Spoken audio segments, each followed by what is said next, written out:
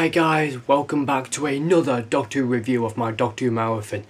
The last review that we did was the review on the return of Doctor Mysterio, but now I'm back again and I'm ready to do another review of my Doctor Who marathon.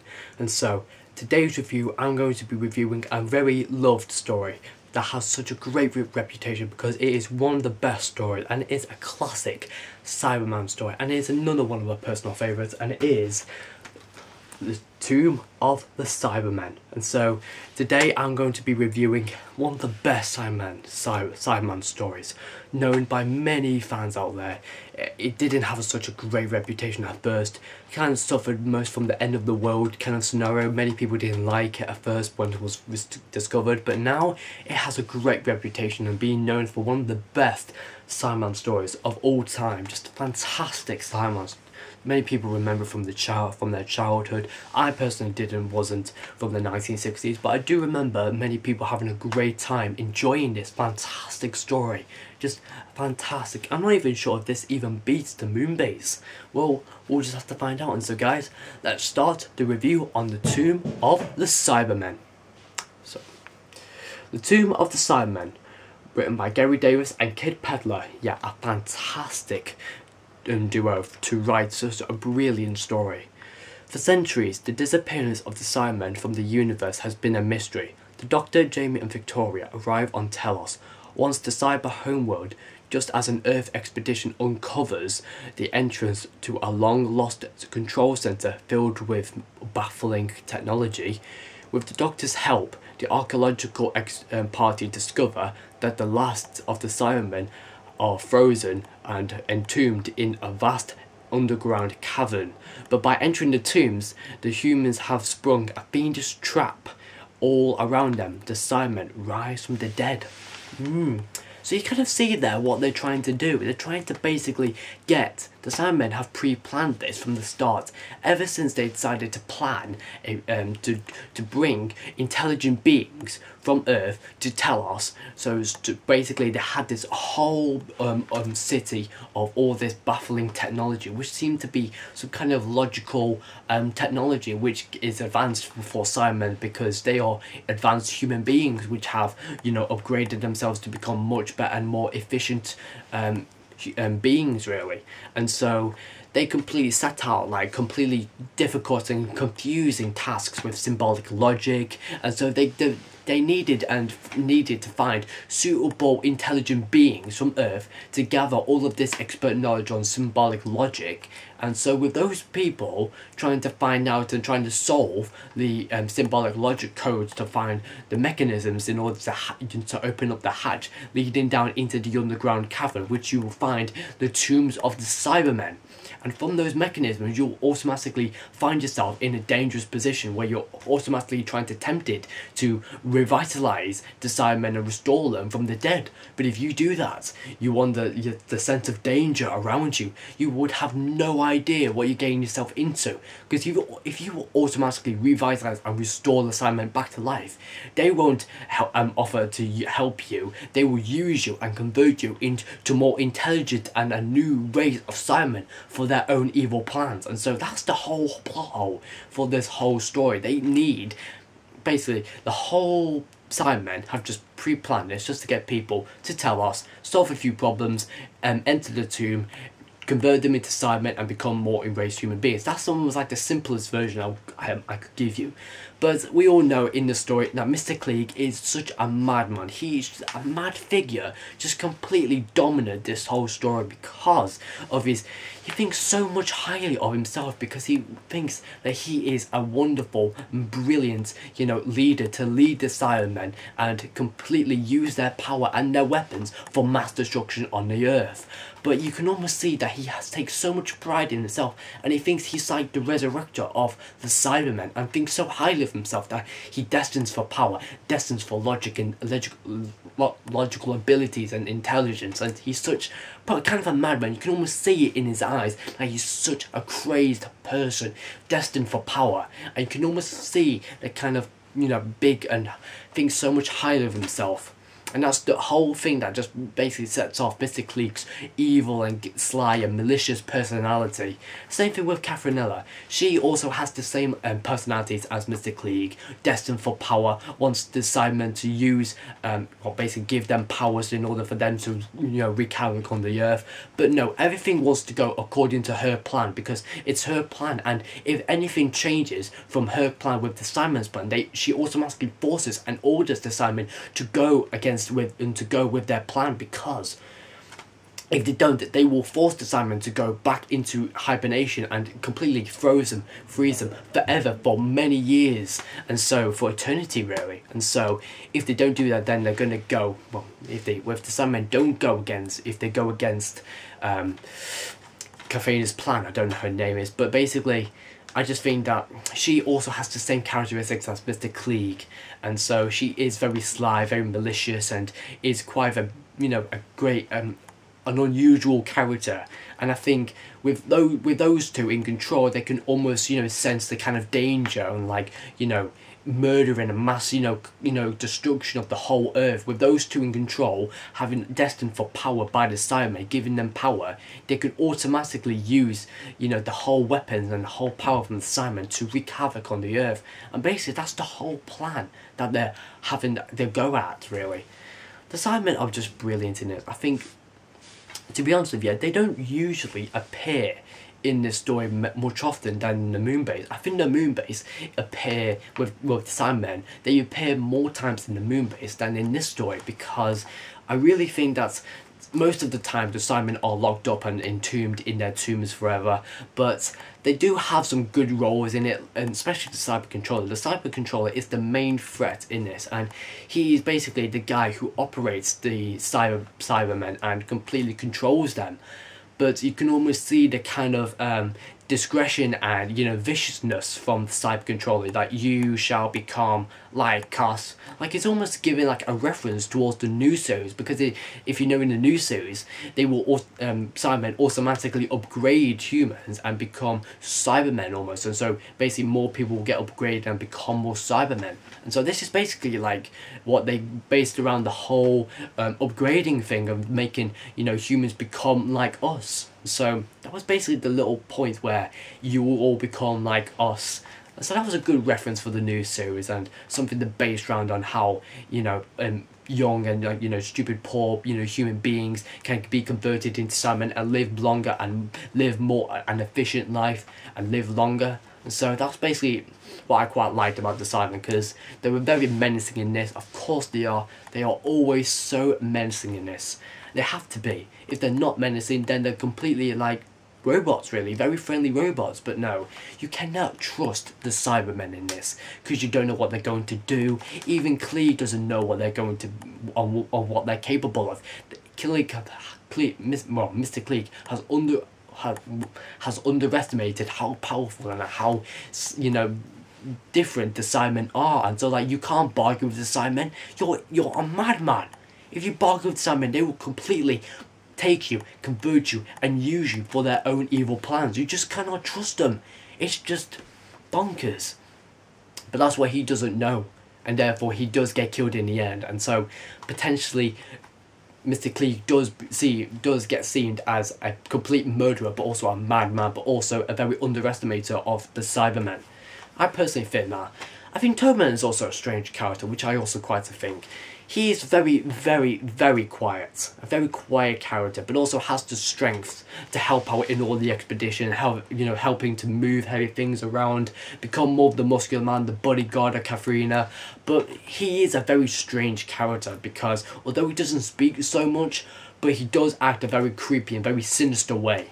You can in episode 1 there was also there was one part where Toman was walking out of the city and into the outside of Telos, and I was thinking to myself, what was he doing? And then suddenly he came back in episode 2 and he's found, and he said to Katharina, "It is done." And so I'm like, what was done? And so I was saying to myself, was he ever done? And then Captain Hopper came into the whole city and told the leader of the expedition that the rocket is not operational and somebody has sabotaged my ship. And then I completely saw in the background that Toberman was actually just smiling with a creepy smile. I actually knew to myself, Toadman did it. Toadman did it. He completely sabotaged the ship. But you may be thinking, why did he sabotage the ship? Well, because the leader of the expedition, I think his name's called Professor Parry, and he completely said that he was going to abandon the expedition because they couldn't find an opening mechanism into the cyber tombs and underground cavern. So they couldn't find the entrance mechanism towards that. So they had to abandon the expedition and leave Telos. And then completely he told Captain Hopper, is the rocket operational to go yet? And the captain said, no, it's not operational. Somebody has sabotaged my ship. And so with the rocket out of action, they're stuck down there. They're stuck on Telos for about 3 days until the rocket is operational. And so from that point on, you suddenly realise that the expedition has to continue. Otherwise, they're just wasting about 3 days and lack of food, really. So the expedition has to go on, and so therefore everything is going according to Mr. Klieg's plan. And so that's what happens, really. And so that's what they tried everything to prevent the expedition from being abandoned. And so they had to risk things, and so had to risk getting off Telos. And so, yeah, but all in pride to get the achievement of achieving supreme power from the Cybermen. I think the Professor Parry, he has some kind of a rivalry between Mr. Klieg and Katharina because they completely went on this organisational trip for the financing bit because they're rich, they have loads of money, and so, excuse me, so they basically joined up with this crew, and so basically Mr. Klieg is after the job of being the leader of this expedition. But I can almost see the kind of professor having an info for Mr. Klieg because everything wants to go according to the professor's plan, not the way that Klieg wants it, because Mr. Klieg wants everything to go according to his plan, not the professor's way. And so they sort of have a rivalry on who's the leader of this expedition, who's in charge here and then. They sort of do have a little bit of a rivalry, like, hey, you killed him! So they do have a bit of a stupidity and a bit of a feud together because I knew you were a murderer. And so that sort of thing. And so there are some great characters in this, I have to say. Victoria, I have to say, is very, very screamy. Although she is very great as a good character, I mean, this is her first ever story, but in the whole story, I think she just pretends to be a bit screamier sometimes. I think when it comes to the companion, I just think it's unnecessary to scream so loudly and so immature-ish. And just felt that her screaming and, you know, her personality was like, I'm gonna open the hatch, and like, you know, that kind of talk. I don't like that. I mean, personally, I like Victoria. She's a good character. For her first story, she was okay, but for the screaming, it just completely, nah. I mean, I couldn't take it. Jamie and Patrick Charles, they just make such a great team.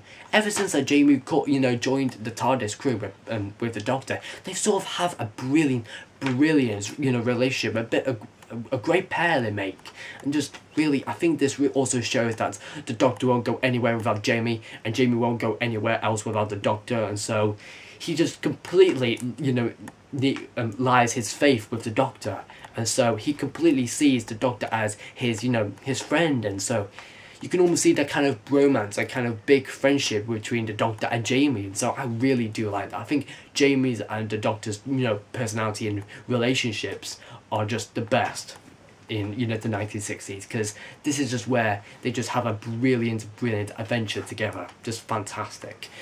What can I say now? The setting designs, I do like the settings, they are quite good. I'd say that the viewing point of the whole Cybermen emerging from their tombs was quite good.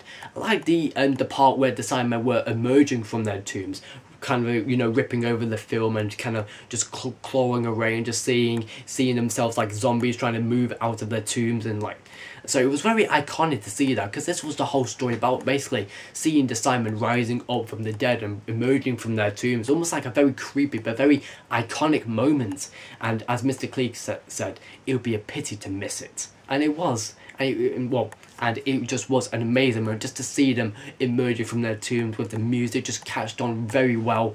I mean, the music does have to play a big part in it. I think it was really, really well thought out. The writing was fantastic. I mean, Mr. Klieg is just, Kid Peddler, as I said, is just fantastic. And I do have to say that I do like how they produced this whole story. I think the act was very good, very strong. well, I have to say the setting designs was very good. The upright view of the cyber tomb, of where they were, you know, where the ice was trying to melt away, and then you saw the actual view of the tombs itself in a shorter version, in a shorter, wider, you know, in a very slimmer fit. And I saw the kind of, you know, the camera contrasts, and so that was pretty good with the whole view of the tomb. And then you have the camera crew with like the tomb of the cyber controller. The cyber controller was the main threat, as I said again. He was just fantastic, and I just believe that when it comes to stories like this, you have to have brilliant characters, a brilliant plotline, and just menacing villains, and just that what makes a brilliant story. I think sometimes the characters, they just don't have a position. I think Hayden, I think the guy who got killed in the first episode, he didn't really have a part to play because I think he got shot in the back was trying to find out some hypnotizing machine. Another guy got killed because he was trying to open the doors, but he got electrocuted, and so most of the characters were, you know, were away, and so they didn't really have a part to play, and so some characters were wasted. But I think the main characters were Cybermen, Kafina, the Professor, Mr. Viner. I forgot about Mr. Viner. Yeah, Mr. Viner was a very agitated but very, you know, panicky character. Although he has the very great scientific knowledge, he has, like, I recorded all the necessary details, and he has such a great scientific role and archaeological, you know, mindset. So I really do like his character, but when he senses that something is wrong, he sort of gets so panicky, gets so nervous and agitated. You can almost see the kind of, he kind of senses danger in every direction. He gets very panicky and very nervous, and I can see that. And he does get killed off by Mr. Klieg, but he was a great character though, but sadly, completely, you know, a wasted character, only because he was very panicky, and just sometimes he gets on people's nerves just because he gets so agitated when something's gone terribly wrong. So he was a very, you know, very nervous but very panicky character.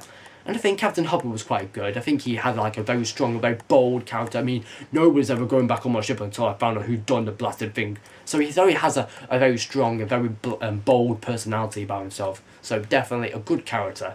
And I think everybody else, I mean, the Cybermen, of course, they're just fantastic.